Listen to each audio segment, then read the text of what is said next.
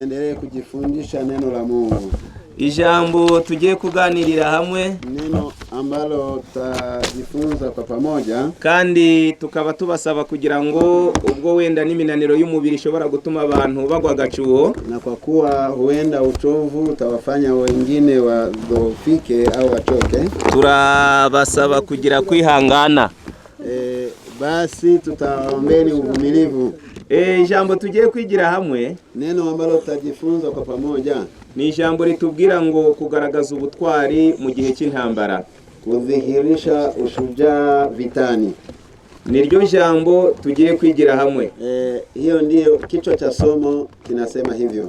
Nukugaragaza ubutwari mu gihe cy'intambara, Kudhihirisha ushujaa wakati wa vita. Mu byanditswe byera, Katika maandiko matakatifu dusangamo intambara z'uburyo bubiri. Tunakuta humo vita za aina mbili. Intambara ya mbere ni intambara y'umubiri yabayeho mu gihe cy'Isirayeli ya kera.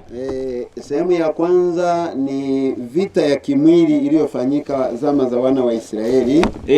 Mu buryo bwa kabiri ni intambara y'iby'umwuka natwe dusabwa kurwana. Na sehemu ya pili ni vita ya kiroho ambayo inatubidi sisi kujipigana. Muri zo ntambara zombi, Katika vita ya aina hizo mbili, abashoboye kuba baneshi n'abagaragaje ubutwari mu bihe byabo. Waliokuwa washindi ni wale waliodhihirisha ushujaa wakati wao. Noneho ubutwari bwagaragajwe n'abarwanya intambara mu bihe bya kera, Ushujaa uliodhihirishwa na waliopigana vita wakati wa zamani, ni icyitegererezo cyacu mu ntambara y'iby'umwuka dusabwa kurwana. Hicho ni kielelezo kwetu kwa vita vya kiroho ambavyo tunapaswa kupigana. Rero reka turebe umuntu washoboye kugaragaza ubutwari mu gihe cye. Hebu tuchunguze mfano mmoja wa mtu aliyedhihirisha ushujaa huo. Ni uwo bita Kalebu, Na huyo atakuwa ni Kalebu. mu gitabo cya Yosuwa igice cya 14. Katika kitabu cha Yosuwa sura 14, turasoma kuri uyu murongo waho wa 6. tasoma fungu la 6 na Waswahili waendelee kusoma wenyewe. Abayuda bahera ko basanga Yosuwa igirugari na Kalebu mwene Yefune umukenezi, aramubaza ati, ntuzi icyo Uwiteka yatuvuzeho njyewe nawe? Akabibwira Mose umuntu w'Imana turi Kadeshi Baruneya. Icyo gihe nari maze imyaka 40, twari turi Kadeshi Baruneya. Mose umugaragu w'Uwiteka antuma kuja gutata igihugu. Bukeye ngarutse muhamiriza ibyo nari nabonye n'umutima utabesha. Ariko bene data twajanye bahisha imitima y'abantu ubwoba, njyeweho nomatanye n'Uwiteka Imana yanjye rwose. Maze uwo munsi Mose ararahira ati, nukuri igihugu wakandagiyemo kizaba gakondo yawe n'iy'abana bawe iteka ryose, kuko wamatanye n'Uwiteka Imana yawe. Nuko Kalebu arongera aravuga ati, kandi dore Uwiteka yatumye mariye imyaka 45 nk'uko yavuze, uhereye Uwiteka yabibwiriye Mose Abisirayeli bakizerera mu butayu. None dore uyu munsi nshikije imyaka 85, ubu ndacyafite imbaraga nk'uko nari nzifite urya munsi Mose yanyoherejeho, uko imbaraga zanjye zameraga ku rugamba ntabara ngatabaruka, na n'uyu munsi niko zikiri. Imana yacu ihimbazwe. Amina. Mu ijambo ry'Imana ritubwira ko uyu mugabo bita Kalebu yaje kugaragaza ubutwari mu gihe cye. Neno la Mungu tuambia ya kwamba huyu bwana Kalebu alidhihirisha ushujaa wakati wake. Niwe na Yosuwa bavukiye mu gihugu cya Egiputa. Ni yeye pamoja na Yosuwa peke yao waliozaliwa nchini Misri. Kandi na nibo bashoboye kwambukiranya buriya butayu mu myaka 40 yose. Na ni wao ambao waliweza kuvuka kutoka kwenye jangwa bakagera i Kanane bataragwa mu butayu. Nibo mu bavukiye mu Egiputa bageze i Kanane. Ni wao baadhi ya wale waliozaliwa Misri waliozunguka jangwa miaka 40 wakavuka kwenda Kanani. Na nibo muri 12 Mose yatumye kuja gutata igihugu cy'i Kanani. Na ni wao waliodhihirisha ushujaa wawili kati ya wale 12. Ntabwo bashoboye gucibwa intege n'10 bari bajanye. Hawakukatishwa tamaa na wale 10 waliokuwa wametumwa pamoja. Ijambo ry'Imana ritubwiye ko Kalebu yabwiyemo Yosuwa ngo, ninje wagarutse mpamiriza Mose ibyo nari nabonye n'umutima utabesha. Kalebu amemwambia Joshua ya kwamba ni mimi niliyerudi kuweza kushuhudia Musa yale niyoyaona kwa kweli. Igihe Mose yadutumaga ati nari ndangije imyaka 40. Akasema Musa alipotutuma nilikuwa na miaka 40. Ati uyu munsi mpagaze imbere yawe ndangije indi myaka 45 yose hamwe ni 85. Akasema kwa sasa nina miaka 85, kwa hiyo nimeongeza 45. Kandi ndacyafite imbaraga zitabara ngatabaruka ngizo nari mfite urya munsi Mose yadutumye gutata igihugu. Na akasema bado nina nguvu zile zile nilizokuwa nazo tulipotumwa na Musa.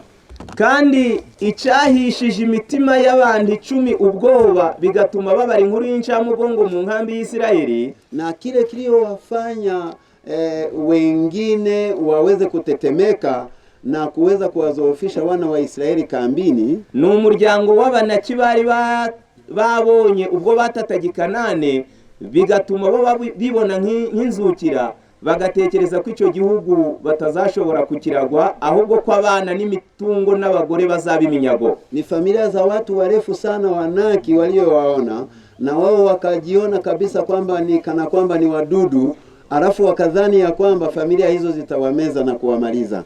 Mu gihe Kalebu yabwiraga Yosuwa ko akeneye umugabane, wakati Kalebu alimwambia Yosuwa ya kwamba anahitaji sehemu, umurongo wa 12 w'icyo gice haravuga ngo none umusozi w'Iteka yavuze urya munsi, icyo gihe wumvaga ko abanaki bari bahari kandi ko hariho imidugudu minini goswe n'ingike z'amabuye, none haraho Uwiteka azaba ari kumwe nanje mbirukane nk'uko Uwiteka yavuze.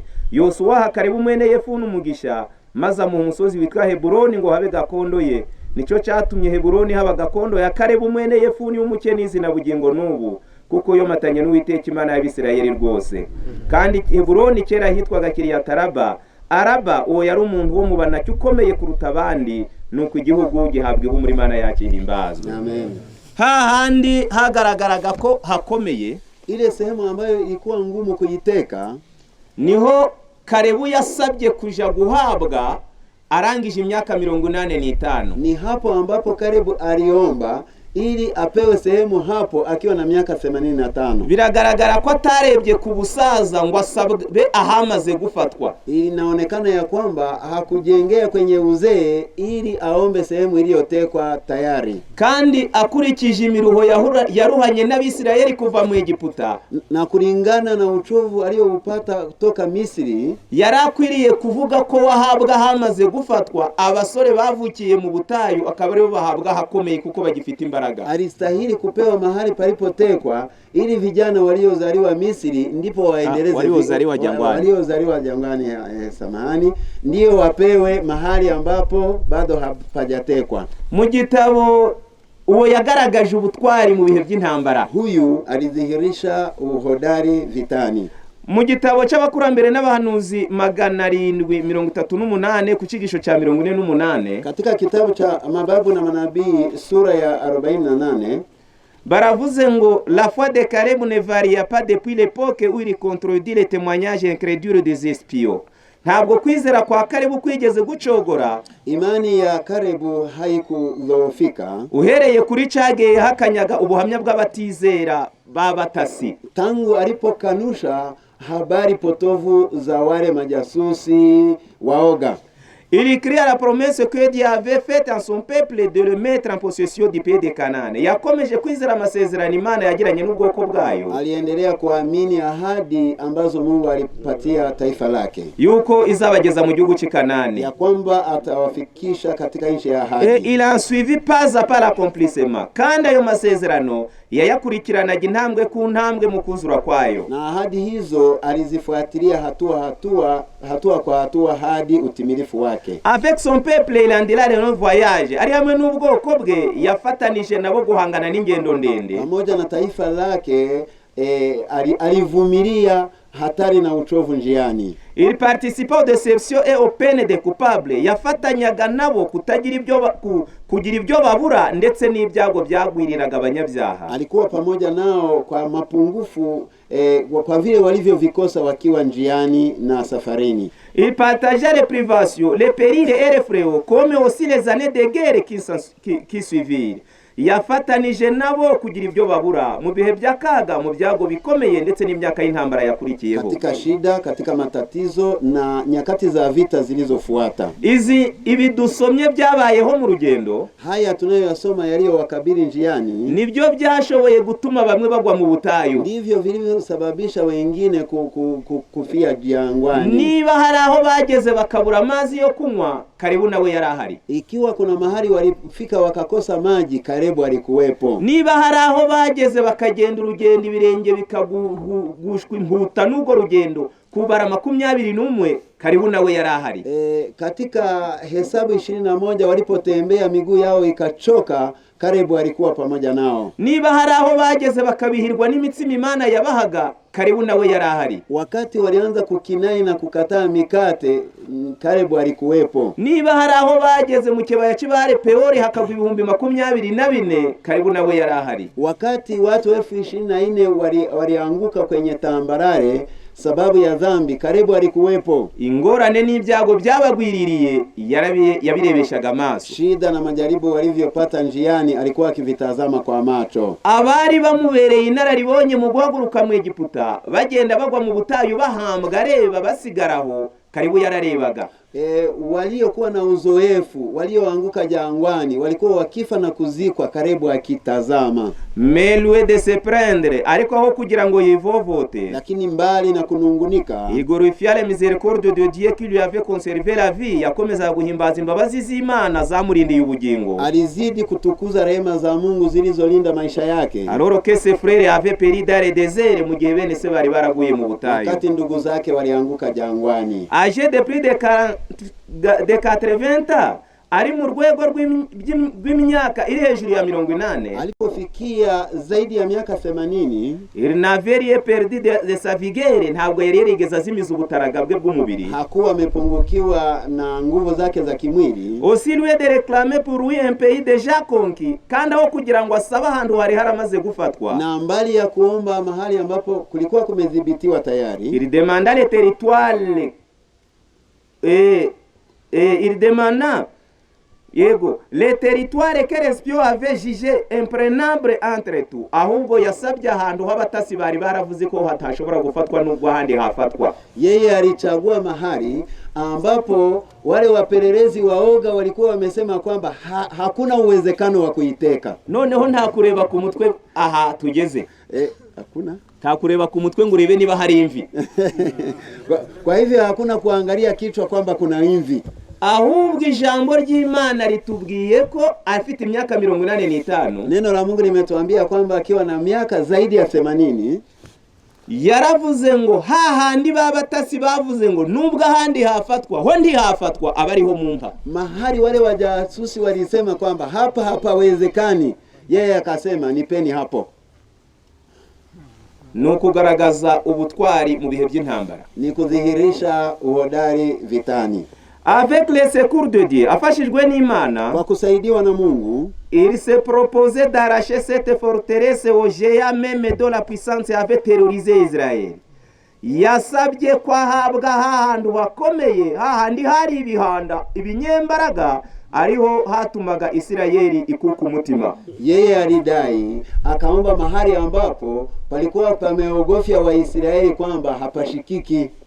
Mais ce n'était pas le désir des honneurs ou d'un avancement personnel qui motiva sa requête, kandi ntabwo ari ugushaka ibyubahiro no gushimagizwa byatumye asaba aho hantu. Na sababu iliyomsababisha hivyo haikuwa heshima ya kupendelewa. Severe guerrier, uwo musirikare w'indwari, huyu mwanajeshi mkongwe hodari, branchi sur les armes, amaze kugirira imvi mu ngabo, ambaye alikuwa ameota imvi chini ya silaha, voulait donner à Israël un exemple qui fit tout à l'honneur de Dieu et qui servit à encourager les tribus à achever une tâche qu'elle avait jugée impossible. ahubwo yashakaga gutera kubera Isirayeli icyitegererezo, bali alitaka kuwa mfano na kielelezo kwa Waisraeli, no mu rwego rwo guhesha Imana icyubahiro na kuweza kumtukuza Mungu, no gutera akanyabugabo mu bwoko bw'Imana kugira ngo baje buzuza mu kuzuza umurimo wabo, umurimo batekereza kudashobora gukorwa, na kuweza kuwaongezea nguvu wa Israeli kazi waliozani ya kwamba haiwezekani. La conquête du pays de Canaan. Icyo batekerezaga ko kidashoboka nico cyo gufatwa kw'icyo gihugu cy'i Kanani. Kile walichodhani ya kwamba hakiwezekani ambacho ni kuweza kuteka Israeli. Imana yacu ihimbazwe kandi ihabwe icyubahiro. Mungu atukuzwe na ahimidiwe. Muri iyi ngingo ya mbere tubonye, katika sehemu hii ya kwanza ambayo tumeiona, bitugaragarije yuko mu kugaragaza ubutwari kw'abatubanjirije mu bihe bya kera, imetuonyesha ya kwamba kule kudhihirisha uhodari kwa wale waliotutangulia biri gukuraho urwitwazo rw'imyaka, inaondoa visingizio vya miaka, bikongera bigakuraho urwitwazo rwo kuja gukora horoshe witwaje ubusaza n'imyaka umaze, na kule kujiwekea hatua chache ya kwamba utafanyia mahali mahali teketeke ambapo ukisema ya kwamba wewe ni mzee. Abo basaza, wale wazee bafite inararibonye, wenye uzoefu, abo ngo nibo bakwiriye gushirwaho rukomeye, wale wanapaswa kuenenda mahali pagumu. Erega ubundi banahaguye ntabo bahombeje igihugu cyane.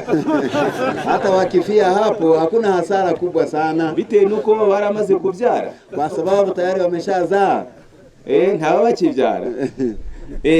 Nuko ni muri urwo rwego rero ijambo ry'Imana riduhishuriye kugaragaza ubutwari k'umugaragu w'Imana Kalebu, na ni hapo ambapo neno la Mungu limeonyesha na kudhihirisha uhodari wa watu wa Mungu. Reka turebe undi muntu umwe, abandi babiri nitumara twinjire noneho kubitureba. Tutachukua mfano mingine miwili alafu tuingie mahali inayotuhusu. Mu gitabo cy'abacamanza, katika kitabu cha Waamuzi igice ni cya 7 sura ya 7, turareba kuri uyu murongo wa 9 na tazama fungu la 9.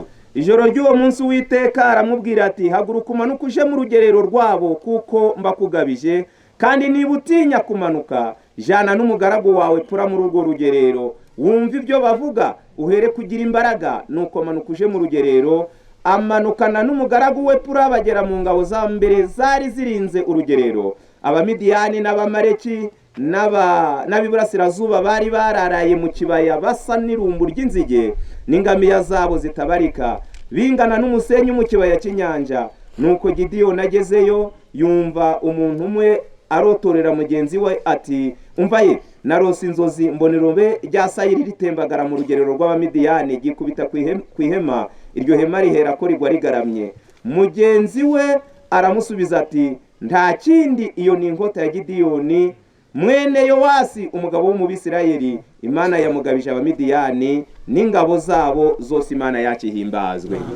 Mu gihe Imana yari igiye kuyobora Gideyoni mwaruri ya rugamba, wakati Mungu alitaka kumuongoza Gideyoni katika vita hiyo, Imana yashatse kumugerageza ngo irebe niba ashobora nawe kugira ubutwari mwa iriya ntambara. Mungu alitaka kumjaribu ili aone ya kwamba atakuwa na uhodari katika vita. Iramubwira iti, manuka ugende uje kugera mu rugerero rw'Abamidiyani. Mungu akamwambia, shuka enenda katika kambi la wale wa Midiani. Ngo aho bari babambye amahema, bari bazimagije ikibaya bameze nk'umusenyi wo kunyanja. Mahali walikuwa wameweka kambi ilikuwa kama mchanga baharini. Mu by'ukuri nawe wakubwira ari urugamba rw'umubiri ngo umanuke wenyine uje mu rugerero nabwo rwiteguye urugamba, uretse no kumanuka no kurebayo biba biteye ubwoba.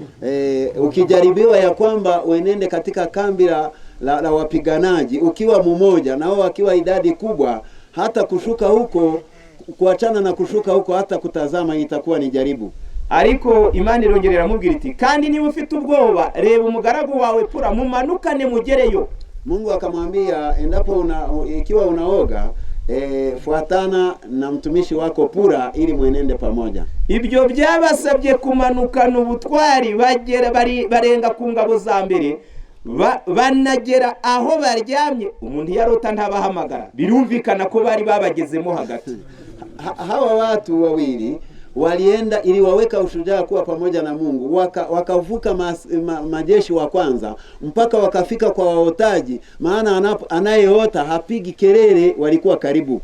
Bumva uko bari kurota, wakasikiza vile wanavyoota, bibashiramo imbaraga zo kubanesha, ikawapatia nguvu za kuweza kuwashinda. Iri jambo naryo ryerekana ko mu nzira zo gutsinda urugamba Imana iyo yiyambaje intwari ibikeneye ko nizo ntwari zimenya n'imigambi y'abanzi bazo, uretse no kumenya imigambi bakamenya nuko bari kurota. Hii inaonyesha ya kwamba watu wa Mungu wanapokaribia kushinda lazima wafuate hatua na mipango ya maadui zao, hata uache na kusikia mipango yao, hata na ndoto zao waweze kuzisikia. Ibyo byabashizemo ubutwari, urugamba nk'ejo bararurwana kandi bararutsinda, Imana ihabwa icyubahiro. Hii inawaweka ushujaa na nguvu, na vita hiyo wakaweza kushinda kesho yake. Ubu turacyari kuri ya nyingo ya mbere iri kutubwira ngo kugaragaza ubuki. Bado tuko kwenye sehemu ya kwanza ya kudhihirisha uhodari, ariko mu bihe by'intambara, ushujaa wakati wa vita. Noneho iyo tuyivuyeho, na sehemu hiyo tunavuka, tugeze ku kagingo ka kabiri, tutaendea sehemu ya pili. Noneho gukora umurimo w'Imana kandi turwana. Sasa kufanya kazi ya Mungu huku tukipigana. Hari umurimo w'Imana mugari dusabwa gukora. Inatubidi kufanya kazi ya Mungu kwa upana wake, ariko kandi uwo murimo tukawukora turwana, na kazi hiyo inatubidi kuifanya huku tukipigana, bitewe nuko mu bantu biyitirira Imana basigaye barwana bakoresheje imigeri n'inkoni. Kwa sababu watu wanaoidai kuwa watu wa Mungu siku hizi wanapigana wakitumia teke na ngumi. Ntabwo twebwe ari urwo rugamba dusabwa kurwana. Sisi hatuna vita kama hiyo. Oya, ntabwo ari urwo rugamba dusabwa kurwana. Hasha, hatupigani kwa mwili. Igitabo cy'Abakorinto ba mbere 15:31. Wakorinto wa kwanza sura ya 15 fungu la 31. Turahasoma iri jambo. Tasoma maneno yafuatayo. Haravuga ngo 32 kubanditsi. Fungu la 32. Niba nararwanye n'inyamaswa mu Efeso nguko abantu bamwe babigenza, byamariye iki? Niba bapfuye batazuka, reka twirire twinywere kuko ejo tuzapfa. Paulo yari umurwanyi. Paulo alikuwa mpiganaji. Yarwanaga n'inyamaswa ari mu Efeso. Alipigana na mnyama akiwa Efeso. Ariko izo ni inyamaswa abantu. Lakini hawa ni nyama watu. Kandi izo nyamaswa abantu nabigisha b'ibinyoma. Ni wanyama watu ambao ni walimu wa uongo. Abo nibo yarwanaga nabo. Hawa ndio alipigana nao. Intwaro ze na silaha zake n'ugwa kabiri rw'Abakorinto 10, ni Wakorinto wa pili sura ya 10 umurongo wa 3 n'uwa 4, fungu la 3 na la 4. Nubwo tugenda dufite umubiri ntiturwana mu buryo bw'abantu, kuko intwaro z'intambara yacu atari z'abantu, ahubwo imbere y'Imana zigira imbaraga zo gusenya ibihome no gukubita hasi. Dukubita hasi impaka n'ikintu cyose cishiriye hejuru kurwanya kumenya Imana. Dufata mpiri ibitekerezwa mu mitima byose ngo tubigomororere Kristo, kandi twiteguye guhora kutumvira kose ubwo kumvira kwanyu kuzasohora Imana yacu ihimbazwe. Amina. Nadhani Waswahili mnafuata vizuri kwenye Biblia zenu. Mu Efeso 6:10, katika Waefeso sura ya 6 fungu la 10, aranditswe ngo ibisigaye mukomerere mu mwami no mu mbaraga z'ubushobozi bwe bwinshi. Inasema yanayobaki iweni na nguvu kupitia silaha zote za Bwana, kandi mwambare intwaro zose z'Imana, na vaeni silaha zote za Mungu. N'ukwambara ukuri, ni kule kujifunga wambaye agakiza nk'ingofero, na okovu kama kofia, gukiranuka nk'icuma gikingira igituza. Alafu haki nayo itaweza kuwa ngao. Uko niko dukwiriye kuba duhagaze. Hivi ndivyo tunastahili kusimama. Kandi mu gihe turwana izo ntambara, na tunapopigana vita hivyo, mu rwa mbere rw'Abakorinto 9, katika waraka wa kwanza wa Korinto sura ya 9, ndasoma kuri uyu murongo waho wa 23. Tasoma fungu la 23. Avuga ngo kandi ibyo byose mbikora kubw'ubutumwa ngo mfatanye n'abandi muri bwo. Timuzi yuko mu birora abasiganwa biruka bose ariko ugororerwa kabumwe, namwe abariko mwiruka kugira ngo mugororerwe. Umuntu wese urushanwa yirinda muri byose, abandi bagenzereza batyo kugira ngo bahabwe ikamba ryangirika, naho twe tugenzereza dutyo kugira ngo duhabwe iritangirika. Nuko rero nuko nanjye ndiruka ariko singutaza aho aja, nkubitana ibipfunsi ariko singuhusha, ahubwo mbabaza umubiri wanjye nyukoze uburetwa, ngo ahari ubwo maze kubwiriza abandi nanjye ubwanjye ntaboneka ko ntemewe Imana yacu ihimbazwe. Birumvikana ko muri izi ntambara ari intambara zo kwizera, na inaonekana kwamba vita hivi ni vita vya imani, kandi muri izi ntambara biradusaba kugira ngo tuzirwane, twubake ariko tunarwana, na inatubidi tujenge lakini huku tukipigana. Icyitegererezo turagikura ku mugabo bita Nehemia, na mfano tutauchukua kwa bwana mmoja ambaye ni Nehemia. Igihe Nehemia byamusabaga kubaka inkike, ilipombidi Nehemia kujenga ukuta, yari afite abanzi bamukikije, alikuwa na maadui wanaomzingira, kandi babaga biteguye kubatera mu gihe cyose bagombye kuba bahugiye mu kubaka, na walikuwa tayari kuwavamia wakati wote wakiwa wanajenga. Byasabye ko Nehemia nk'uwari ushoboye kuba yarasobanukiwe n'imigambi y'abanzi be, ilimbidi Nehemia kama yule aliyejua elewa vizuri mipango ya maadui zake, byamusabye kumenyesha abo bakorana umurimo kubaka ariko biteguye no kurwana. Aliwazoweza wale wanaofanya kazi pamoja naye kujenga, lakini wakiwa wanalinda au wakipigana. Iri jambo tugezeho, neno hili ambalo tunalifikia, rirerekana ko igihe cyose waba ukora umurimo w'Imana utaza akaga kakugarije wazagubwa gitumo. Inaonekana ya kwamba unapoendelea kuifanya kazi lakini bila kujua yale yanayokuzingira, shida inayokukabili, unaweza kuangukiwa kigafla.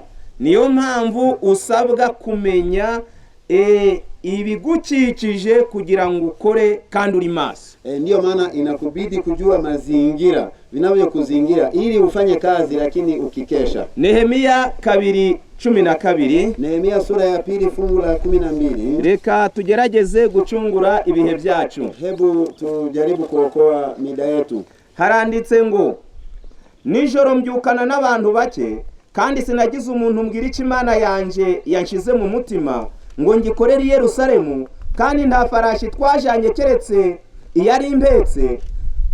Nuko iryo joro ndasohoka nyura mu irembo rija mu gikombe, ngomeza inzira y'iriba ry'ikiyoka no mu irembo rinyurwamo imyanda, nitegereza inkike z'i Yerusalemu zasenyutse n'amarembo yaho yahiye, maze nja ku irembo ry'isoko ryo ku kidendezi cy'umwami, ariko ntihaboneka inzira y'ifarashi yari impetse. Iryo joro nzamukira uruhande rw'akagezi nitegereza inkike, mpera ko ndahindukira nyura ku irembo rija mu gikombe, nuko ndagaruka, ariko abatware ntibamenye iyo nagiye cyangwa ico nakoze, ndetse sinari nabwiye abayuda cyangwa abatambyi n'abanyacyubahiro n'abatware haba n'abandi bakora umurimo Imana yacu ihimbazwe.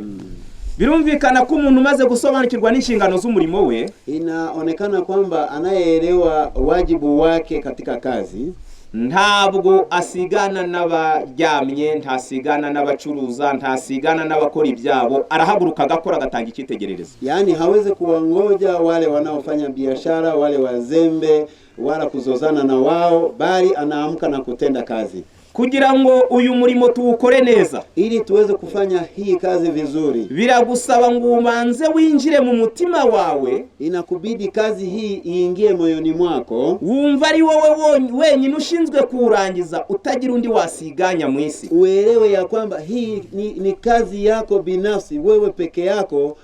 Yani ni kana kwamba hakuna mtu mwingine duniani. Ngo we yarabyutse nijoro ntiyagira uwabwira. Yeye aliamka usiku bila kuwa taarifu wenzake. Ntiyagira umuntu abwira ngo amuherekeze, yicara ku farashi aragenda. Yeye hakumwambia mtu yeyote, yeye akaketi kwenye farasi akaenenda. Arazunguruka asobanukirwa n'ahatarakorwa n'imyandi, hari n'umurimo wose ugomba gukorwa, arakontorora amenya icate bafite.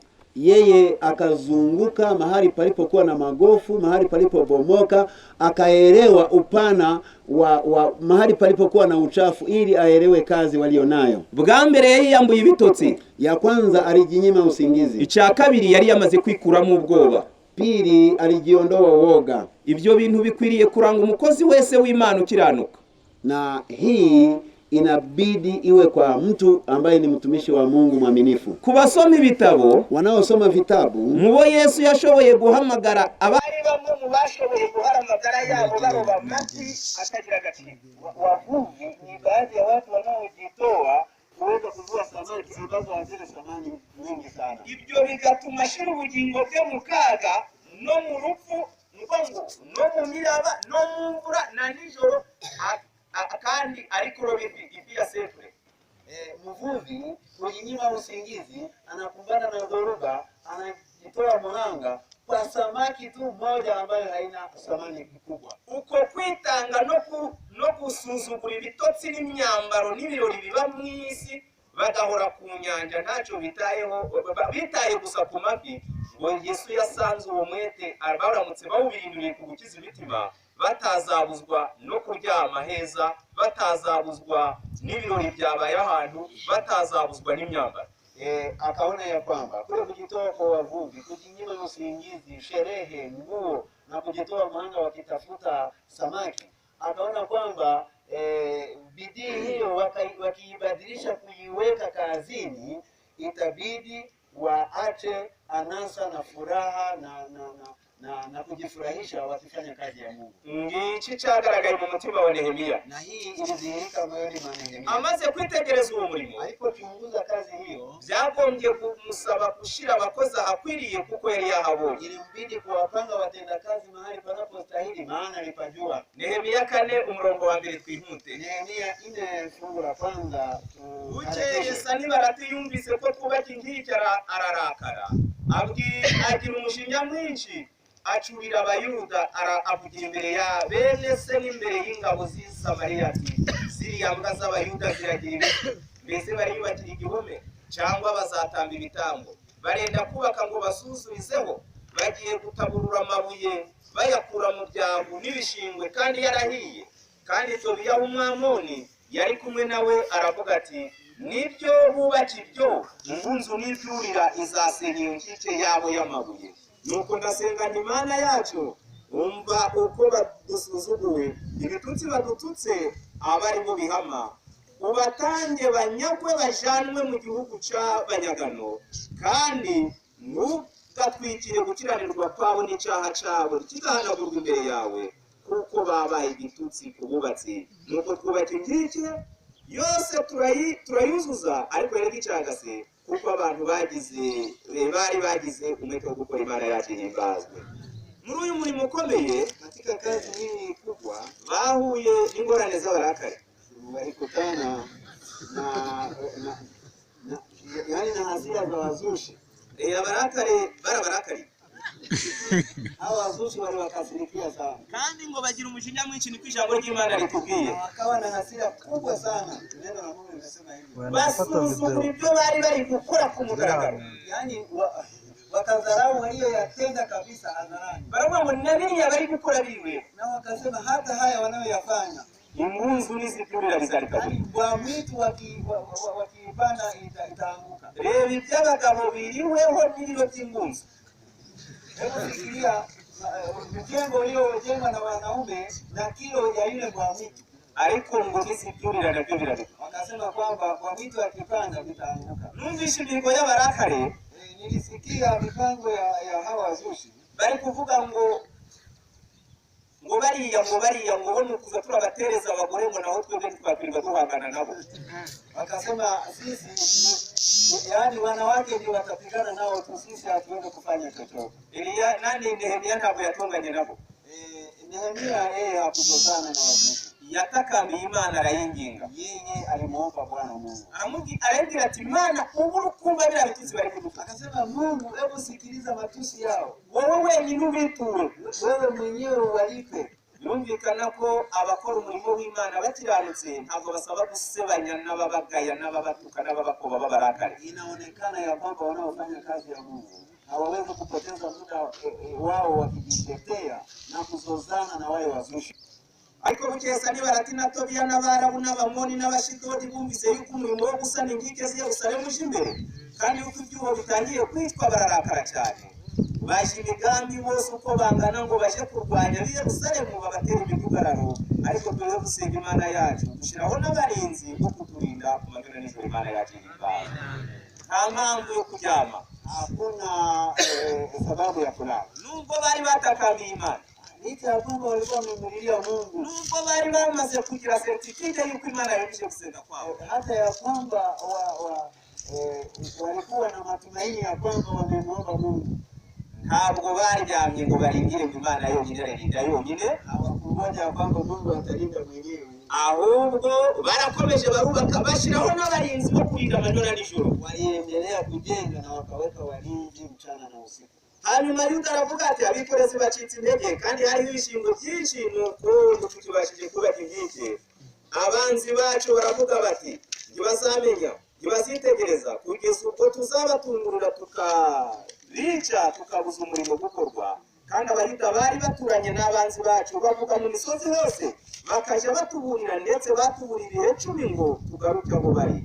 Nico cyatumye nshira abantu inyuma y'inkike mu gikombe no mu mpinga, nkaja mbashyira hamwe n'ab'imiryango yabo bitwaje inkota n'amacumu n'imiheto. Nitegereje ndahaguruka mbwira abantu b'imfura n'abatware n'abandi bantu bose nti ntimubatinye, mwibuke Uwiteka umwami ukomeye utera ubwoba, murwanire bene wanyu, abahungu banyu n'abakobwa banyu n'abagore banyu n'ingo zanyu. Nuko abarinzi bacu bumva ko byamenyekanye muri twe, kandi nuko abanzi bacu barakoze bumva yuko byamenyekanye muri twe, kandi yuko Imana yahinduye ubusa imigambi yabo, maze twese dusubira ku nkike, umuntu wese asubira ku murimo we. Imana yacu ihabwa icyubahiro. Amen. Kubazakomeza gusoma kino gice, wale watakao waendelea kusoma sura hii, uhereye ubwo abagaragu banje bamwe bakomezaga gukora uwo murimo, abandi bagenda amacumu n'ingabo n'imiheto n'amafurego y'ibyuma, kandi abatware bacu inyuma y'umuryango wa Yuda barabavuna cyangwa se barabatabara. Abubakaga inkike n'abikoreraga n'ababakoreraga, umuntu wese yakoreshaga ukuboko kumwe ukundi gufasha intwaro ye y'intambara. Imana yacu ihimbaza. Birumvikana ko ahangaha bakoresheje amaboko abiri. Hapa inaonekana ya kwamba walitumia mikono yote miwili. Reka tugerageze gusoma bike mu gitabo cy'Abami n'Abahanuzi. Nasoma machache kwenye kitabu cha Wafalme na Manabii, ku rupapuro rwa 667, ukurasa wa 667, ndogo, turebe ko twimukira n'ahandi ili tuweze kuvuka tuende sehemu nyingine. Baravuze ngo ni sura ya 53. Le courage de Nehemie était loin de se déracher. Umuhati wa Nehemia wari kure cyane yo gucogora. Bidii ya Nehemia haikuchoka. Ikigisho ni cha 53. Maintenant que les travaux étaient vraiment amorcés, mu gihe umurimo wari ugicagase, wakati kazi ilikuwa bado iko katikati, avec une vigilance infatigable, yari afite kuba maso kudacogora kudahuga, alikuwa kikesha kila wakati. Il surveillait construction, yasuzumaga inyubako, alikuwa akichunguza mjengo, dirigeait ouvrier, akayobora abakozi, kuongoza watendakazi, prenant note des difficultés et prévoyant à tous les besoins, agasobanukirwa n'ingorane zose kandi akabonera kure amakene yose, na kuelewa kila shida na kuzielewa kwa mbali. Son influence ne cesse de se faire sentir tout au long de ces milliers de 5 kilomètres.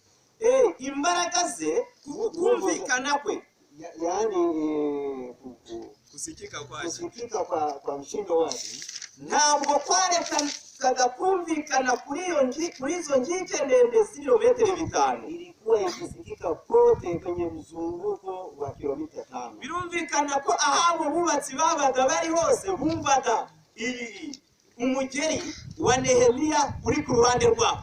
Yaani wote kwenye kilomita 5 walikuwa wakisikia mshindo wa Nehemia. Il savait encourager les craintifs, yarazi gutera akanyabugabo abanyabwoba. Alikuwa anajua kuweka nguvu kuweka nguvu waoga.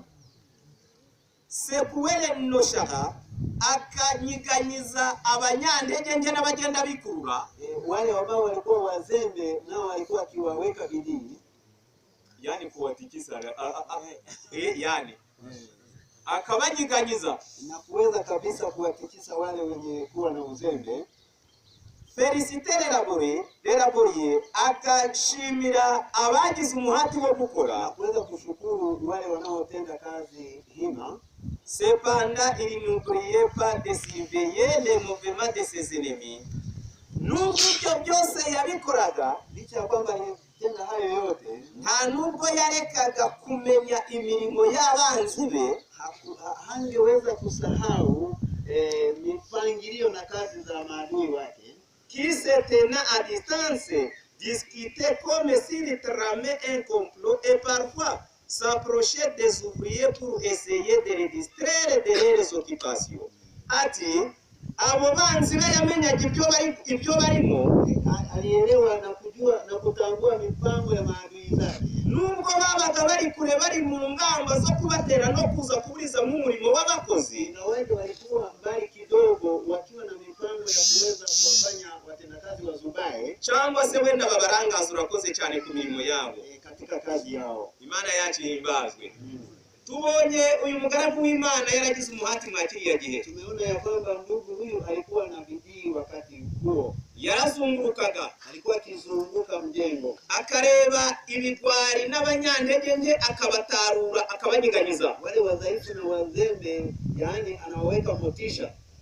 Ikindi akareba bakoranye umwete bafite bari kubakisha akaboko kamwe akandi gafite inkota akabashimira. Alikuwa akiwaona waliotenda kazi na mkono mwingine ukichukua silaha anawashukuru. Ikindi gikomeye nuko yasangaga hari n'abanyabwoba bari kumva inkuru ziri kuva hirya no hino mu misozi bakadugurwa, bene abo ngabo akabatera akanya bakababwira ati muhumure Uwiteka ari mu ruhande rwacu. Na wengine waoga ambao walikuwa wanasikia taarifa na habari za uvumi, alafu hao anawatikisa na waambia iweni na nguvu, hakuna haja ya kuwa na hofu. Ibyo byose yabirangiza akiri mwibyo, na akiwa bado katika mambo hayo, akaba ariko ijisho rye rimeze nk'igikizu rikaba riri kumenya ingamba z'abanzi be, inama baraye bakoze akabazizi, agakurikirana akamenya icyo bagezeho, akabwira abakozi ati mukomere turi maso muhumure. Alafu alikuwa na jicho pevu kama la tai, alafu anajua vikao vya wale maadui walivyofanya, alafu anawaambia, anawataarifa, anawaambia niweni hodari. Ibi byose ngo bikwiriye kugirwa n'umukozi w'Imana ukiranuka. Haya yote yanapaswa kuwa sehemu ya mtendakazi mwaminifu. Ngo niyo bitagaragaye ku muntu w'Imana, yasipodhihirika kwako kwa mtumishi wa Mungu, uwo ntacyo aba amaze mu ngabo z'Uwiteka, sema yeye hana manufaa kazini. Twihuze tunaposonga mbele, abanzi be ntabwo batinyishijwe n'uwo muhati wose, nabo bakomeje gukaza umurego. Yani bidii ya Nehemia nayo haikuwatisha maadui zake, bali waliendeleza. Mu gitabo cya Nehemia igice cya 6 ntekereza ko turaba tugeze ku kantu kasa nkaho karaba kari kudusunikira ahantu turajya gusozereza. Katika tutakuwa tunakaribia mahali ambapo tutaendea sehemu ya Bukeye babwira Sanibalati na Tobiya Negeshemu Mwarabu n'abandi banzi bacu yuko nubatse inkike kandi ko nta cyuho gisigaye kuri yo, nubwo nari narakinye inzugi ku marembo. Nuko Sanibalati na Negeshemu barantumira ngo nze duhurire mu kirorero kimwe mu byo mu gisiza cyahono, ariko bashakaga kungirira nabi. Ntinze kuri aya magambo, ni Nehemia sura ya 6 fungu la kwanza. Ninapokawia kwenye maneno haya, biriya byose bakoze ntabwo byigeze gucogoza Nehemia kukomeza umurimo. Yale maadui waliyofanya hakuweza kumdhoofisha au kumkatisha tamaa Nehemia kwa kazi zake. Ahubwo igihe cyarageze batangira kumutumaho, baramubwira bati Nehemia manuka duhurire mu kibaya cyawe no mu gisiza tugire ibyo tuganira. Wakaanza kutuma taarifa ya kwamba shuka, nenda kwenye tambarare la Ono ili tuna jambo la kukuambia. Mwibi ngo yari imishikirano.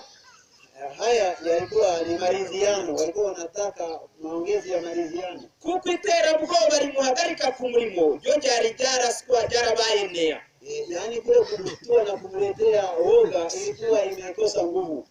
Gatumba umugaragu w'Imana ko yabashubije, nanjye mbatumaho intumwa ndababwirane ndakora umurimo ukomeye, sinshobora kumanuka, nta mpamvu yo kwica umurimo ngo manuke basange Imana yacu ihimbazwe. Adatigishijwe nuko we ahugiye ku bintu bibiri, pasipo kuogofya na mambo mawili, yuko we yubaka kandi yiteguye kurwana, ya kwamba alikuwa akijenga na akiwa tayari kupambana. Wari bafite umurimo umwe wo kuzamuterana ko bamutunguye, wao walikuwa na mpango mmoja tu. ntabwo yashoboye kubatinya, ahubwo yarababwiye ati sinshobora kumanuka ngo mbasange ndakora umurimo ukomeye Imana ihimbaza. Hakuwaogopa, aliwaambia ya kwamba atafanya kazi ya ushindi. Bantumaho batyo kane nanjye mbasubiza nsyo. Yego, maze Sawuli baratiyongera kuntumaho umugaragu bwa gatanu atyo, afite urwandiko rurambuye mu ntoki ze. Rwari rwanditswemo ngo mu mahanga hari impuha, kandi na Geshemu aravuga yuko we n'Abayuda mushaka kugoma, ngo nicyo gituma mwubaka inkike, kandi ngo urashaka kuba umwami wabo. Uko niko izo mpuha zivuga, ngo washyizeho n'abahanuzi bo kwamamaza ibyawe i Yerusalemu, ngo mu Bayuda harimo umwami. None ngwino tuje inama, kuko izo nkuru batazabura kuzibwira umwami. Nanjye ngatumaho ndi ibyo uvuze nta byabaye, ahubwo niwe watsindiye mu mutima wawe. Bose bashaka kudukangisha, bityo ariko amaboko yacu azatendewe ku murimo ntukorwe, ariko Mana yanjye unkomereze amaboko Imana ihimbaza. Rero mutazisomera. Iyi ni imishyikirano yose yagize mu nzira zitandukanye kugira ngo Nehemiya amanuke aganire n'abanzi. Ni mbinu zote Nehemia alizofanya hiyo azungumze na walizozifanya. Ntabwo bavuze amagambo gusa, ahubwo bageze nubwo bagenda bandika n'inzandiko. Hakusema kwa maneno, waliandika na barua. Izo nzandiko zikaza zikagera kuri Nehemiya. Barua hizo zikafikia Nehemia. Ngo nyinshi zazaga ari inzandiko zirambuye ziri gusoma n'utazikeneye. Zilikuwa barua ndefu sana na mtu mwenyewe zisizo za kwake alikuwa anazisoma. Ariko Nehemiya arababwiye ati sinshobora kumanuka gukora umurimo ukomeye cyane. Ibyo nta n'ibyabaye n'ibyo bahimbye, ibyo byose bahimbye ntabwo binganga. Mukomeze mukore tujye. Siwezi kushuka, nafanya kazi, siwezi kuacha kazi. Naendelee mbele. Mu gitabo c'abami n'abahanuzi, Katika kitabu cha PK 687, peji hiyo ni ya Kifreshi. Yego, reka tuhagere maze tugire nicyo dusoma. 687 icigisho cyo ni cya 55. Chapter ya 55. Baravuze ngo les assauts de Satan qui étaient dirigés contre ceux qui se forcent de faire avancer le règne de Dieu. Ingabo za Satani, ibitero bya Satani byakomeje kwerekezwa ibihe byose ku bantu bihatira guteza ingoma y'Imana imbere. Ibitero bya Satani, mashambulizi ya shetani, igihe cyose byakomeje kwerekezwa kubihatira guteza imbere ingoma y'Imana. mara nyingi vilielekea kwa wale wanaosimamia ufalme wa mbinguni. Bien que l'ennemi de nos âmes était souvent bafoué, il n'a cessé de renouveler ses attaques avec une violence accrue. Nubwo ingabo nubwo umwanzi w'imitima yacu igihe cyinshi yagiye akubitwa akandagiranwa, ariko ibitero bye ntibyigeze bisubira inyuma, ibyo bitero byagendaga byisubiramo kandi bigatera bizana imbaraga nyinshi. Urumva ngo Satani arakubitwa ariko ntasubirayo ngo avuge ko atsindwa birimo. Shetani hapigwi ili aseme ya kwamba narudi nyuma. N'igihe Satani yasanze Yesu mu butayu, Na wakati shetani alimkuta Yesu jangwani, yaratsinzwe, ariko muri Luka nibuka niho bavuga, ni muri Mariko aho yavuze ngo aragenda avuga ko azamutega ikindi gihe. alishindwa, lakini akasema ya kwamba nitamteka siku nyingine. Reka duse nkaho tugeze kuri 688 twihute. Anaendelea mbele. Le prince des ténèbres utilisera tous les stratagèmes possibles pour citer les serviteurs de Dieu à s'asseoir à ses sipo. Ati, igikomangoma cy'umwijima, Mfalme wa giza azakora ibishoboka byose kugira ngo atume abagaragu b'Imana bashobora kwicarana n'abakozi be. atafanya iwezekanayo ili watendakazi wa Mungu watendakazi wake wakae pamoja na watendakazi wa Mungu. Par ces sollicitations répétées, binyuze mu guhenahena gusubiwemo, Kupitia njia ya kubembeleza, il s'efforcera de les détourner de leur devoir. Abo bakozi ba Satani baraza barasanga abakozi b'Imana babahendahendere gutera umugongo inshingano zabo. watendakazi wa shetani, watumishi wa shetani watakuwa wakasi watu wa Mungu ili wafanye kazi yao. Barikiwe sana. Mais comme Néhémie, ils devront répondre fermement. Ariko nka Nehemiya bagomba gusubiza bashikamye bati, lakini watumishi wa Mungu kama alivyofanya Nehemia wanapaswa kujibu hivi. j'ai un grand ouvrage à exécuter, je ne puis descendre. Bagomba gusubiza ngo mfite umurimo ukomeye cyane ndi gukora, sinshobora kumanuka. Wanapaswa kujibu hivi, tunayo kazi kubwa, hatuwezi kushuka. Que les ouvriers du Seigneur continuent les besognes sans se soucier d'autre chose. Nimureka abagaragu b'Imana bakomeze umurimo wabo, Hebu wafanyakazi wa Mungu waendelee na kazi yao batitaye ku kindi kintu icyo ari cyo cyose. bila kusupazwa na chochote. Tout en s'efforçant de réfuter les mensonges du mal pour leur porter préjudice. Ati ibinyoma bya Satani baje babyigizayo nta kubitega amatwi na gato, nta kubyitaho. Wafanye kazi ya Mungu huku wakifukuza na kutupia mbali uongo wa shetani. À l'effet des réparateurs des minailles de Jérusalem, qu'ils ne se laissent pas distraire les travaux par les menaces, les moqueries et les faux rapports, et ne se relâchent pas en un seul instant. Nk'uko bubakaga ziriya nkike z'i Yerusalemu bari bahagaze, Kama wale wajenzi wa kipindi cha Nehemia walivyofanya, nimureka abakora umurimo w'Imana be kuhugirana ngo bareke umurimo wabo bitewe no gusakizwa. hebu wafanyakazi wa Mungu wasije wakaacha. Hebu wafanyakazi wa Mungu wasije wakaacha kazi yao kwa sababu ya kuteswa cyangwa gukobwa au kutukanwa cyangwa kubesherwa, au kusemewa uongo. yewe be kuzareka umurimo wabo n'umwanya na muto. Wasiache kazi yao hata dakika moja. Kandi les ennemis sont sans cesse sur les repas, bitewe n'uko abanzi babo batazahwema gukomeza kwegera hafi yabo. Maana maadui wa kazi wataendelea kuwepo. Iri jambo ndagira ngo dushobore kuryumva neza. Hebu tusikie neno hili. Mu gihe Nehemiya yubakaga inkike, Alipokuwa akijenga ukuta wa Nehemia, abashakaga kumubuza gukora umurimo bamusabye imishyikirano. wale waliotaka kusimamisha kazi hii waliomba maridhiano. Ibyo yanze kubitega amatwi. Yaani hakutaka mawasiliano hayo haujawepo. Umurimo we bawuhaye indi sura n'andi mazina. Kazi yake waliichafua na kuikashifu. Ijambo ry'Imana icyo ritubwiye, Neno la Mungu linasema hivi, reka abakozi b'Imana be kuzakurwa ku nshingano zabo binyuze mu kugirirwa nabi, mu gukobwa, mu kuvugwaho amakuru y'ibinyoma, umurimo w'Imana ntibakigere na rimwe bacogora. hebu wafanyakazi wa Mungu wasije wakaacha kazi ya Mungu kwa sababu ya kutukanwa, kusemewa uongo na kejeli na mambo mabaya. Qu'il fasse monter vers le Seigneur et les prières et établisse une garde jour et nuit pour se défendre. Nibazamura amasengesho yabo ku Mwami Imana, Hebu amuombe Mungu maze kandi bashireho abarinzi bazashobora kurinda amanywa na nijoro. waweke walinzi mchana na usiku. Satan redoublera ses tentations à mesure que s'approche la fin de temps. Nituja kwegereza iherezo ry'ibihe, Satani azakuba kabiri ibishuko bye. Tunavyozidi kusogelea mwisho wa dahari, shetani atazidisha vishawishi vyake. Il suscitera des hommes qui se moqueront et mépriseront les réparateurs de brèches.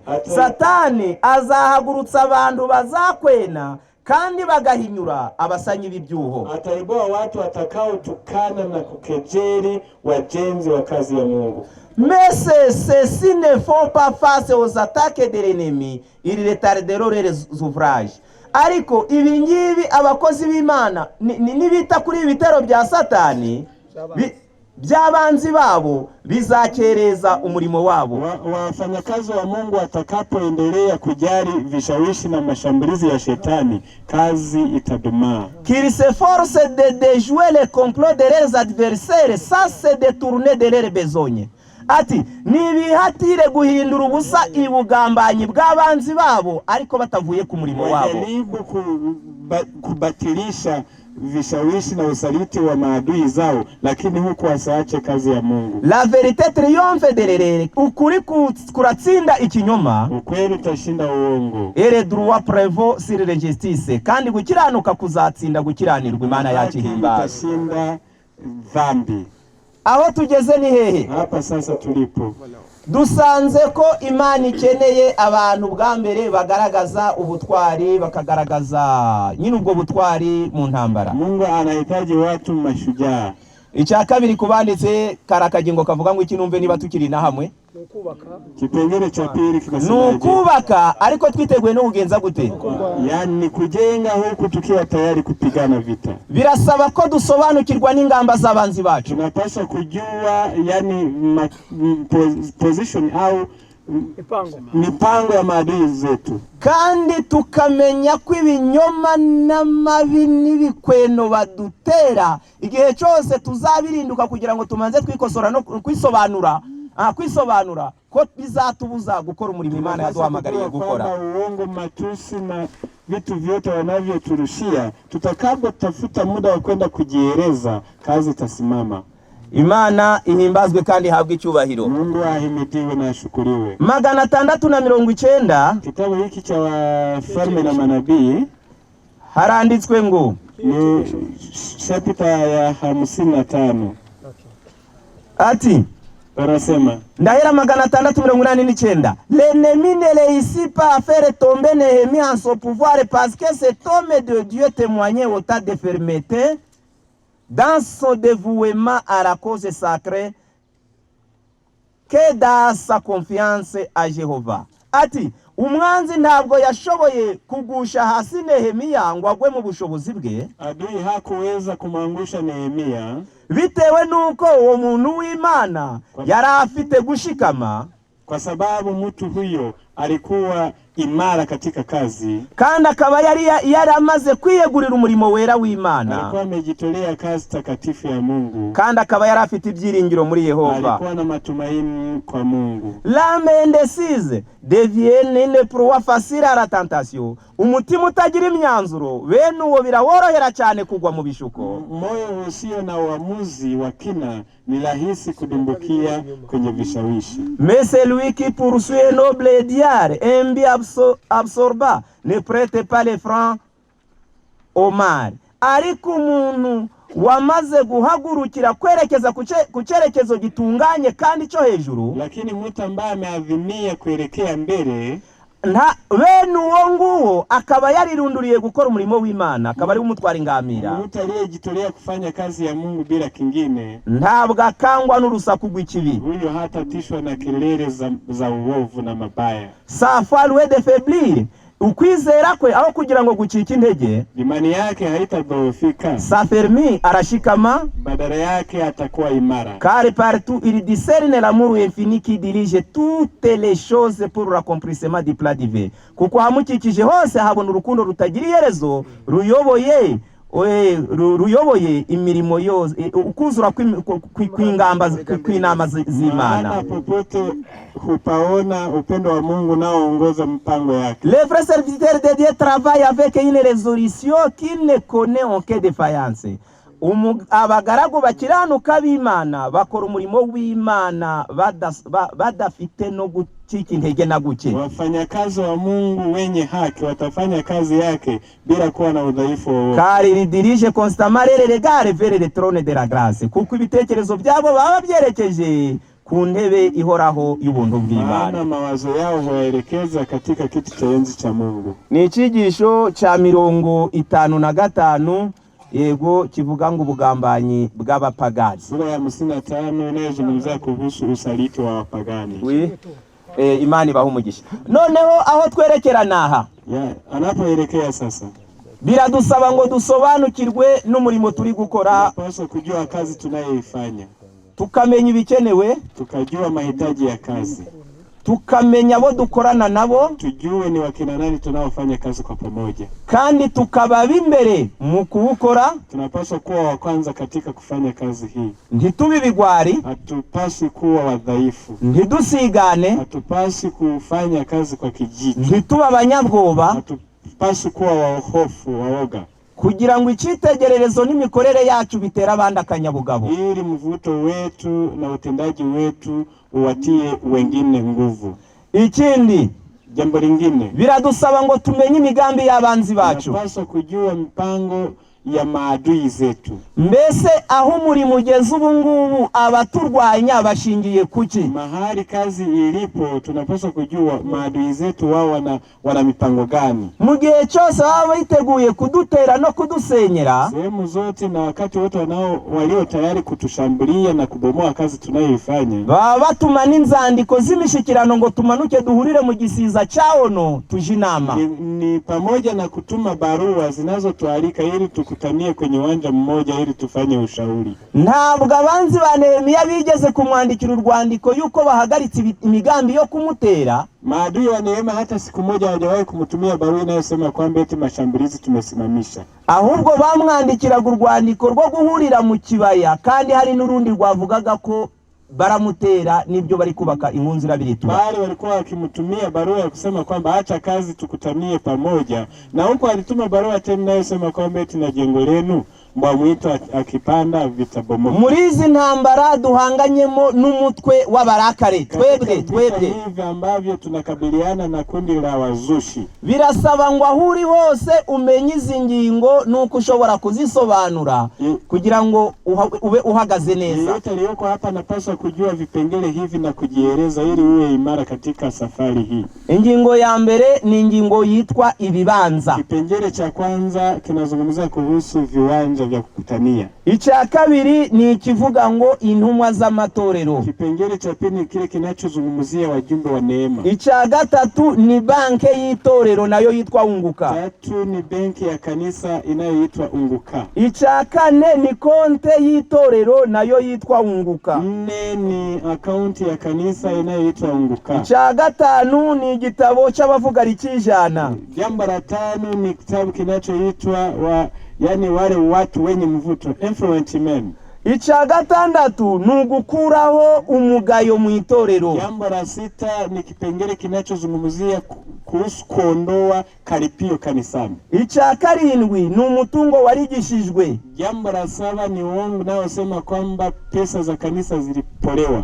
Icya munane ni iby'inka 120. Uongo wa 8 ni unaosema kwamba kuna watu waliounda shirika wakanunua ng'ombe 120. Ndatekereza kwa baraha mwamaze kuandika. Nafikiri walioko hapa huo uongo na wengine walikuwa hawajui, mmekwisha kusikia. Ibi byose duhanganye nabyo. Hivi vyote vinatushambulia. Kandi biradusaba ngo muri twe he kuba mw'ikigwari. Na tunapaswa kuwa watu imara, sote asiwemo mudhaifu kati yetu na asiyejua. Birasaba ko izi ngingo zose ubuzitunze uzaguhingukiraho wese akakubwira kimwe muri ibi uzabukizi neza we kuzasaba wikanze. Hivi vipengele vya wazushi na waongo napaswa kuvielewa kwa kina, ila atakaye kushambulia uwe na maelezo sahihi. Impamvu sababu ijambo ry'Imana ritegeka ko umukozi w'Imana wese akwiriye kuba azi ibyo yizera, yashobora kubirwanirira akabitsindira, ntaba ari umuntu utazi ibyo yizera ibyo ari byo. Niko usema kwamba yeyote anayemwamini Yesu anapaswa kuweza kutetea upande wake. Ijambo ry'Imana ribwira abayobozi riti, neno la Mungu huambia viongozi maneno yafuatayo. Igitabo cya Timoteyo igice ni cya mbere, Tito igice ni cya mbere umurongo wa 8 n'uwa 9. Waraka wa Tito sura ya kwanza fungu la 8 hata la 9. Iri jambo riri kubwirwa abahagarariye imikumbi. Neno hili ni kwa wale wanaosimamia kundi la Mungu. Tito igice ni cya mbere umurongo wa 8 n'uwa 9. Tito 1 fungu la 8. Ahubwo abakunda gucumbikira abashitsi, ukunda ibyiza, udashayisha ukiranuka wera wirinda, kandi ukomeza ijambo ryo kwizerwa nkuko yagigishijwe, kugira ngo abone uko ahuguza abantu inyigisho nzima no gutsinda abamugisha impaka Imana yacu ihimbazwe. Nafikiri kwa washauri watasoma ila aweze, kuna kipengele kanachosema kwamba aweze kuwashinda wanaotupinga. Birasaba ko umukuru w'itorero wese, kila mzee wa kanisa, aba ari umuntu ushobora kuba yaremesha deba agatsinda idini ryari ryo ryose rishobora kuba rimuteye mu itorero. Anapaswa kuwa mtu anayeweza kuendesha mdaharo na kuwashinda wote wanaoshambulia kanisa lake. Hari abantu benshi bumva impaka imitima ikababunga. Wapo wengi wanaosikia midaharo, yani mioyo inadunda. banamusanga no kwitorero rye agatangira inkweto zikuzura amazi. Yani hata wakimkuta kwenye kanisa lake viatu vinajaa maji. Yanakumva impaka zirabera ati njewe nanga nabona mu maso h'abantu b'Imana hahinduye ati nje sinajayo da. Hata akisikia mdahalo utafanyikia huko, yani anaogopa kwenda, eti sipendi kuona nyuso za watu wa Mungu zimegeuka. Ariko muri uyu murimo biradusaba ko kwizera kwacu kutubakira ku muntu runaka, ahubwo dusabwa gukora umurimo w'Imana kandi dufite n'intwaro mu biganza ngo aho umwanzi yadusanga hose duhangane nawe. Katika kazi hii tusimtegemee yeyote, kila mmoja aweze kusimama kwa upande wake na kujitetea. Ndibuka mu gihe twajaga impaka nabo bita abaprejije mu mitango ni barabamoni. Nakumbuka kipindi tulipokutana na wazushi wanaoitwa waamzi. Abagore bo mu kirere kiri iwacu izo mpaka barazihagurukiye biga Bibiliya, nibo baremuzaga impaka zo mu nsisiro. Wanawake wa eneo letu walijifunza mabishano hayo, walijifunza Biblia kiasi kwamba wao ndio waliokuwa wanaamua kesi hizo. Nta mpamvu yo kujama, yani haina haja ya kulala fofo. Rakare bamaze gupanga ko buri torero ryose ryo mu Rwanda bagomba kuritera bakaricamo ibice. Yani wazushi wamejipanga kwamba kila kanisa la Rwanda lazima walishambulie na kugawa vipande. Kandi bavuze ko ari abanyabwoba n'abanyantege nje. Na wana imani kwamba ninyi waoga na wadhaifu katika kujieleza. Ngo ntimunasomaga na Biblia. Na hata na Biblia hamsomi. Ngo no kumenya muri Matayo birabagora. Na Mathayo na Marko ili kujua kwenu ni kibarua. Agasuzuguro kameze nkako mukwiriye kugakuza hicho Dawidi yakuje agasuzuguro ka Goliathi mu izina rya Yesu. Dharau ya namna hiyo mnapaswa kuiondoa kama vile Daudi aliondoa dharau ya Goliath. Fata Biblia yawe. Chukua Biblia yako. Uyisome. Isome. Kugira nguza guhingukiraho wese uzamubaze ngo soma havuga ngo uku niko Uwiteka avuga. Ili yeyote atakaye kuja kwako umwambie soma hapa hivi ndivyo asema Bwana. Ndibuka umugore w'intwari wagaragaje ubutwari mu gihe cy'Isiraeli ya kera. Nakumbuka mwanamke mmoja shujaa katika kipindi cha Israeli. Ngo batewe n'ingabo zikomeye. Walishambuliwa na jeshi kubwa. Abantu bo mudugudu barahunga. Watu wa mji wakakimbia. Barahunga barabakurikira barabasakiza. Maadui wakawafuata na kuwaua huko walikokimbilia. Bose binjira mu nzu baje hejuru mu etage. Waliingia ndani ya nyumba wakapanda gorofa la juu. Bamaze gukinga, walipofunga mlango, abanzi babo bahita bamenya inzu binjiyemo. Maadui wakagundua nyumba walimoingia. Ngo binjira ku rugi ngo barumene babasangemo. Waligonga mlango ili wawakute ndani. Harimwe abagabo n'abagore n'abana. Walikuwemo wanaume, wanawake na watoto. Ndebera uyu mugabo ugiye gupfana n'umugore n'abana mu gihe cy'intambara. Fikiria mume naye kwenda kufa na mke wake na watoto katika vita. Umugore umwe w'intwari arahengereza. Mama mmoja shujaa alichungulia kwenye dirisha. Ababonye umugabo abegereye cyane. Akaona adui mwanaume mmoja amewasogelea sana. Abacamanzi 9:50. Waamuzi 9:50. Abimeleki ahera kwa Jitebesa agandika yarahatsinda, ariko muri uwo mudugudu harimo umunara ukomeye. Niho abantu bose bo mudugudu bahungiye, abagabo n'abagore barikingirana burira hejuru y'uwo munara. Abimeleki aja kuri uwo munara arawusakiza, yegera urugi rwawo ngo arutwike. Nuko umugore wari uri muri bo atera Abimeleki ngasire mu gahanga rakamena. Uwo mwanya Abimeleki ahamagara umusore umutwaje intwara ati, kuri inkota yawe unyice hatagira uvuga yuko nishwe n'umugore. Uwo musore aramusogota ati Imana yagiye Imana. Nafikiri na Biblia panazungumzia kisa cha adui wa Israeli naitwa Abimeleki. Aliposhambulia mji mmoja, akakaribia nyumba moja iliyokuwa na mnara mrefu. Wote wakakimbilia kwenye mnara.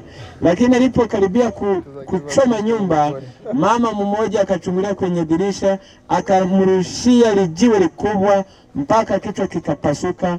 Basi wakati wa kufa kwa Abimeleki akasema hivi, mtumishi wangu, kalete upanga na kunikata shingo, isije ikasikirika kwamba nimeuawa na mwanamke. Yaraye ubusa umugore yari yamurangije. Yani mwanamke alikuwa amemmaliza kabisa. Abo bagore bashoboye gufata ibyanditswe byera bagasoma bagahangana n'abigisha b'ibinyoma barakenewe. Wanawake walio mashujaa wanaoweza kupambana na maadui huku wakitumia maandiko matakatifu tunawahitaji.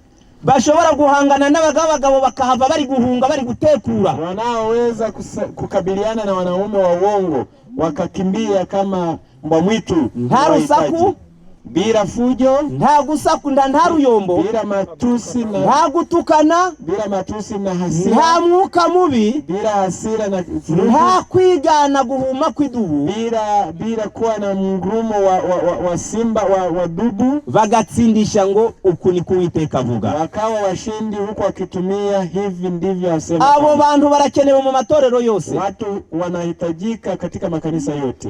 Tuja tunezerwa cyane. Huwa tunafurahi muri Kongo, huku kwetu Kongo hari amatorero yahagaze kuri jambo ry'Imana. Tuna makanisa yaliyoendelea kusimama kwenye neno la Mungu. Amakuru yayo mwayumvise. Nafikiri mmesikia taarifa. Hari abandi bagendeye mu kigare. Wapo wengine walioenda kiholela. Abandi bagendera muri bene wabo. Wengine walifuata mkumbo wa ndugu zao kimwili. Abandi bagendera mu bwinshi bw'abantu. Wengine walivutwa na umati wa watu. Ariko hari ababajije ngo nihe havuga ngo uku ni Uwiteka avuga hasuzuguwe. Lakini wengine waliuliza hivi, tuonyesheni huku mkitumia maandiko ni wapi panaposema hivi ndivyo yasema Bwana. Bakahabura, bakabura ijambo mu iteraniro ryose. Yaani maadui walipokosa ushahidi, hao watu waliendelea kusimama imara. Ndibuka ahantu Murakara umwe yigeze kudusanga mu isenga. Nakumbuka sehemu moja Muzusha akatukuta kwenye maombi, atera kavuyo, alileta fujo kama ilivyo kawaida yao. Mbira abayobozi numwe murabo bari bahari hano, nikawaambia viongozi hata mmoja yuko hapa. Nimubwira nti Murakare mu muhimi minota 30 maze atwigisha. Huyo akaruhusu huyo Muzusha apewe dakika 30 ili awafundishe. Iminota yarayihawe. Alipewa dakika 30. Ashaka isomo ryo mu Balewi araribura. Katafuta fungu la Walawi kakosa. Aravuga ngo nuko byatewe nuko afite Biblia y'Igiswahili. Akasema nimesababishwa na kwamba nina Biblia ya Kiswahili jamani. Muherezi y'Ikinyarwanda. Akampa ya Kinyarwanda. Anda araribura. Tafuta fungu kwenye Walawi kakosa. Aja kwegura ibipapuro bya byiringiro yanditse ari byo byanditswe mu ryoshambo ry'abavuga rikisha. Hapa sasa ndo akashika kile kitabu cha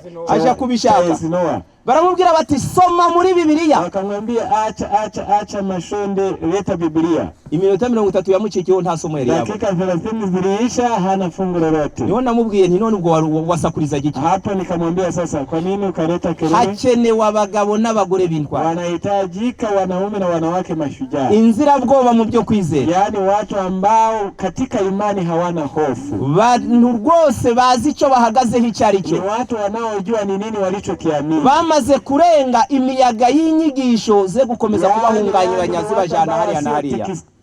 Wasiotikizishwa na mafundisho ya uongo. Mu gitabo cy'Abaefeso 4:13 niko hatubwira. Katika Efeso 4:13 kugeza ubwo twese tuzasohora kugira umwe bwo kwizera hadi tutakapofikia umoja wa imani no kumenya umwana w'Imana na kumjua mwana wa Mungu, kandi kugeza ubwo tuzasohora kuba abantu bashitse pale tutakapoweza kuwa watu wakamilifu bageze ku rugero rushitse rw'igihagararo cya Kristo, wenye kimo cha imani ya Kristo, kugira ngo tudakomeza kuba abana ili tusiendelee kuwa watoto duteraganwa n'umuraba, huku tukizubazwa na dhoruba, tujanwa hirya no hino n'imiyaga yose y'imyigishirize, huku tukipelekwa na mafundisho ya aina yote ya n'uburiganya bw'abantu na ujanja wa watu, n'ubwenge bubi n'uburyo bwose bwo kutuyobya, akili mbovu ya kutupotosha. Abo nibo bantu bakenewe. Hao ndio watu wanaohitajika. Ndongera kwibuka undi mugore wagaragaje ubutwari mu bihe by'intambara. Nakumbuka mama mwingine ambaye amekuwa shujaa. Uwo ni Debora mu gice cya 4 cy'Abacamanza. Anaitwa Debora, mtamsoma kwenye sura ya 5 katika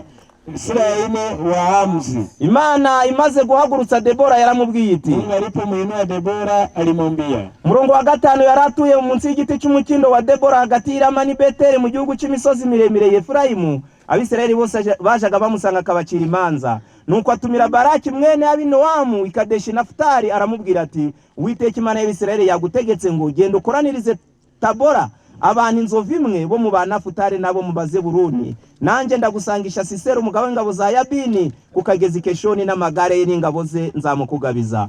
Baraka aramusubiza ati, nuko nitujana nzagenda, ariko nitutagenda nanjye sinzagenda. Aliyekuwa ameteuliwa ni mwanaume Baraki, lakini akasema hivi, mimi siendi vitani nisipoenda na wewe Debora. Hari abagabo b'ibigwari, wapo wanaume kabisa ambao ni wazembe ku rwego rw'uko babona isega bagahunga, kiasi kwamba wanapoona mbwa-mwitu wamekabiliana na kundi nta mpamvu yo kuvirira iterengura isigira umwanzi. Haina haja ya kuacha uwanja na kumwachia adui. Hangana nawe n'ibyo kurya birorere, mbana naye hata kula na kuvaa wache, kugeza ubwo bazakuzanira ibyo kurya nk'abahembye umukozi ariko utavuye muri tere, mpaka watakapokuletea chakula kama wale wanao kwenda kumpa chakula mfanyakazi bitewe nuko ufite ukuri kw'ijambo ry'Imana, kwa sababu na ukweli wa neno la Mungu. Debora abwira Baraki ngo tabara, Imana yaguhaye gutsinda. Debora akamwambia Baraki, alikuwa ni nabii wa kike, eti nenda, Mungu amekupa ushindi. Uyu mugabo w'ikigwari aravuga ngo kereka dutabaranye niho natabara, nutagenda sindagenda. Bebera uyu mugabo, huyu mwanaume muoga akasema kwamba nisipoenda na wewe, tusipoenda wote, sitaenda vitani. Aramusubiza ati nukuri tuzajana, ariko rero nta cyubahiro uzabona muri iryo tabara uzatabara,